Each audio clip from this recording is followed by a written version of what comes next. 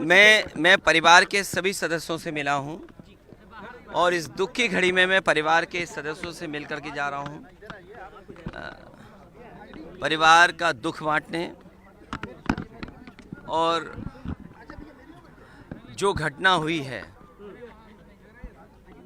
वो शॉकिंग थी सबके लिए, पूरे परिवार के लिए और आम जनता के लिए। और तब बहुत ज़्यादा शॉकिंग है कि मुख्तार अंसारी ने खुद कहा कि उसको जहर दिया जा रहा है और वही बात सामने आई। हमें उम्मीद है कि सरकार सच्चाई सामने लाएगी और परिवार को न्याय मिलेगा। जब से भारतीय जनता पार्टी की सरकार आई है तब से इंस्टीट्यूशंस में भरोसा कम हुआ है। आपने उत्तर प्रदेश में देखा है, लोग अपने न्याय के लिए आत्मदाह तक कर रहे हैं, तहसीलों में जान गई है। मुख्यमंत्री आवास तक लोग गए हैं और जाकर के आत्मदाह किया है। मुख्यमंत्री आवास हो, मुख्यमंत्री की ऑफिस हो, जेलों में जान गई, थानों में, अस्पतालों में। और कस्टोडियल डेथ में उत्तर प्रदेश लगातार आगे बढ़ता चला जा रहा है। आखिरकार सरकार क्या चाहती है और सरकार का काम करने का तरीका क्या है? इसीलिए हमारा मानना है, समाजवादियों का मानना है कि न्याय हो और सच्चाई सामने आए। लेकिन योगी जी कह रहे हैं कि जो भी कानून व्यवस्था में बाधक बनेगा उसका राम नाम सत्य कर दिया जाएगा। ये भाषा मुख्यमंत्री की नहीं हो सकती है। इंस्टीट्यूशंस हैं, कोर्ट है, थाना है, तहसील है, वहाँ न्याय मिलेगा। ये जो भाषा बोली जा रही है, ये भाषा इसलिए बोली जा रही है कि वो वोट चाहते हैं, क्योंकि विकास किया नहीं, काम किया नहीं, महंगाई है, बेरोजगारी है, किसान की दुख तकलीफ दूर नहीं हुआ, आय बढ़ी नहीं। किसान के सामने किस मुँह जाएगी सरकार? नौजवानों को जो नौकरी छीन ली, पेपर लीक हुए, क्या आपको नहीं दिखाई दे रहा कि इन घटनाओं से लाभ लेने के लिए सरकार कर रही है, या सरकार घटना करा रही है जिससे लाभ ले लें? क्योंकि उनके पास बेरोजगारी का सवाल जो खड़ा है उसका जवाब नहीं है। क्या पेपर नहीं लीक नहीं हुए? कोई सरकार ये बता दे इतने पेपर लीक हुए हों। 1, 2, 3, 4 पेपर नहीं, 9, 10 पेपर लीक हुए कि नौजवानों को क्या जवाब दोगे आप? मैं इनके भाषण सुन रहा हूँ, पेपर लीक पर क्या बोल रहे हैं, बेरोजगारी पे क्या बोल रहे हैं, अग्निवीर का जवाब क्या है इनके पास? इसलिए जानबूझ करके सरकार समाज में खाई बनी रहे, जाति धर्म दूरियां बनाए रखें जिससे वोट का लाभ लिया जा सके। ओवैसी साहब यहाँ पर आए थे, उन्होंने कहा कि देखिए हम तो आ गए लेकिन अखिलेश यादव अभी वो नहीं पहुंचे। मैं इन बातों में नहीं उलझना चाहता हूँ। इस परिवार का योगदान बहुत बड़ा है। इनके जो हमारे साथ दोनों साथी खड़े हैं, मनु अंसारी, उमर, इनके परदादा क्या स्वतंत्रता आंदोलन में, स्वतंत्रता की आज़ादी में क्या योगदान नहीं रहा? क्या उनके दादा और नाना का बड़ा योगदान नहीं रहा? तो ये वो बातें हैं जिनको ये सरकार छुपाना चाहती है। सर, डेफिनेटली ये वेल प्रतिष्ठित परिवार है। इस प्रतिष्ठित परिवार के तहत हमारा ये कहना है सर कि अभी बहुत सारे लोगों ने, यहाँ तक कि उत्तर प्रदेश प्रशासन और भारत प्रशासन ने यह कहा कि मैंने 5 बार विधायक रह चुके हमारे माननीय मुख्तार अंसारी जी, और लोगों ने माफिया और तमाम तरह की चीज़ों से कहा। इस पे आपका क्या कहना है सर? कभी कभी दूर बैठे लोग छवि नहीं पहचान पाते हैं, जब ज़मीन पर पहुंचते तो छवि जानी जाती है। जो छवि दिखाई गई है वो छवि नहीं थी। परिवार के कितने सदस्य रहे हैं, जैसा मैंने कहा कि आपने मुख्तार अंसारी नाम लिया, उनके दादा, उनके नाना का योगदान क्या देश की आज़ादी में नहीं रहा? किन परिस्थितियों में, किन वजह से चीज़ें बदली, लेकिन समाज और परिवार, और खासकर ये परिवार आज भी गरीबों के दुख दर्द में शामिल है। क्या आपने नहीं देखा कि जन सैलाब यहाँ पर आ गया?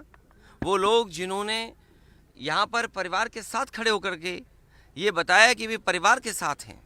क्या प्रशासन नहीं भेदभाव कर रहा था? क्या सरकार भेदभाव नहीं कर रही थी? हम जितने लोग हैं, क्या हम ये स्वीकार कर लेंगे कि नेचुरल डेथ थी? क्या आम जनमानस में ये भावना नहीं है कि कुछ सरकार छिपा रही है? और रशिया में क्या एक लीडर ऑपोजिशन को जहर देके नहीं मारा गया? रशिया में नहीं मारा गया क्या? कितने लोगों की जान चली गई? रशिया में अभी लीडर ऑपोजिशन को इसी तरह जेल में रख करके, और जेल में नहीं जहर दे दिया गया? आप सोचो, भारत सरकार पे आरोप है लगा कि आप हमारे देश में हत्या करा रहे हो। क्या कनाडा के प्राइम मिनिस्टर ने भारत पर आरोप नहीं लगाया? क्या अमेरिका में आपने जिसको सुपारी दी थी वो नहीं पकड़ा गया? एक अधिकारी और एक व्यापारी मिलकर के एक हत्या कराना चाहते थे अमेरिका में, वो व्यापारी क्या जेल में नहीं है? सोचो आप, क्या कल्पना करोगे आप? भारतीय जनता पार्टी जो कहती है हम विश्व गुरु बनने जा रहे हैं, हम विकसित भारत बनेंगे, क्या विकसित भारत की यही डेफिनेशन होगी कि हम दूसरे देश में जाकर के हत्या करा देंगे? क्या भारत पे हत्या का आरोप नहीं है? एक व्यापारी, उसने $1,00,000 देने की बात की और हत्या कराने की प्रयास किया, दूसरे देश में पकड़ा गया, जेल में है। भारत सरकार का अधिकारी शामिल था। क्या कनाडा के प्राइम मिनिस्टर ने भारत सरकार पे आरोप नहीं लगाया? क्या रूस जैसा पड़ोसी देश में क्या एक लीडर ऑपोजिशन की नहीं जेल में हत्या हो गई? इन बातों को सब जानते हैं आप। तो क्या हम जो विपक्ष के लोग हैं शक कर रहे हैं सरकार पे, तो क्या गलत कर रहे हैं हम लोग? मुख्तार अंसारी साहब की शख्सियत को किस तरीके से आप देखते हैं? जनता में रहे, जनता की सेवा की, उसी का परिणाम ये था कि इतनी बार वो विधायक चुने गए। जो व्यक्ति इतने वर्षों जेल रहा हो, उसके बाद भी जनता जिता रही हो, तो इसका मतलब परिवार और उस व्यक्ति ने जनता के बीच में रह करके उसका दुख दर्द बांटा है। और मैं समझता हूँ पत्रकार साथी जो सवाल पूछ रहे हैं, वो सोशल मीडिया का ज़माना है, आज वो तमाम स्टोरीज़ वहाँ पर हैं कि किस तरीके से परिवार ने लोगों के बीच काम किया, उनके दुख दर्द में शामिल रहे हैं। लोकतंत्र में जो जनता का दुख दर्द नहीं बांटता, दुख दर्द में नहीं खड़ा होता, उसके साथ जनता भी नहीं खड़ी होती है। और वो जिस दिन खबर सुनी लोगों ने, और आज तक जिस तरीके से परिवार से लोग जुड़ रहे हैं, ये बताता है कि परिवार के लोग जनता के बीच में रह करके उनके दुख दर्द को समझते हैं। केशव प्रसाद मौर्य का भी एक बयान है आज सुबह आया कि समाजवादी पार्टी हमेशा गुंडे माफियाओं के साथ देती है। उनसे बड़ा गुंडा कौन हो सकता है? आप अगर गुंडे की तस्वीर देखोगे तो उनकी भी लगा दो एक तस्वीर। ये कोई बात हुई? अगर डिप्टी सीएम ये बात कर रहे हों, एक डिप्टी सीएम की भाषा ये हो, इसीलिए मैंने कहा एक मुख्यमंत्री और डिप्टी सीएम की भाषा ये नहीं हो सकती है। ये लोकतंत्र खतरे में है। मुझे उम्मीद है कि देश इस बार अपने बोर्ड से ये तानाशाह सरकार को हटाने का काम करेगा। ये तानाशाह सरकार हटेगी और अग्निवीर जैसी व्यवस्था, ये जो जवान खड़े हैं वर्दी में, मैं कह के जा रहा हूँ, बीजेपी दोबारा आ गई तो इनके 4 साल की नौकरी होगी पुलिस पीएससी वालों की। अभी तो फौज की नौकरी की है ना 4 साल की। आप देखिएगा ये जो वर्दी पहने घूम रहे हैं, जो कभी कभी डंडा दिखाते हैं, सरकार के सहारे पे चलाते हैं, इनसे पूछिए दिल से कि अगर 4 साल की नौकरी हो गई इनकी तो क्या होगा इनका? तो अभी तो फौज हुई, अगला नंबर इनका है। घोसी और गाजीपुर से क्या? अरे क्यों सवाल का जवाब बदल रहे हो? जब मैंने ये कहा कि ये सब बातें छिपाने के लिए हैं, कह रहे डिप्टी सीएम ये कह रहे हैं, अरे डिप्टी सीएम ये करने जा रहे हैं, ये खाकी वर्दी वालों की नौकरी 4 साल की हो जाएगी। चलो फौज की तो 4 साल की, इनकी 3 साल की होगी और इन्हें रिटायर कर दिया जाएगा, ऐसे ही भगा दिया जाएगा, बोला जाइए घर बैठी जा करके। इन सवालों के जवाब हैं आपके पास?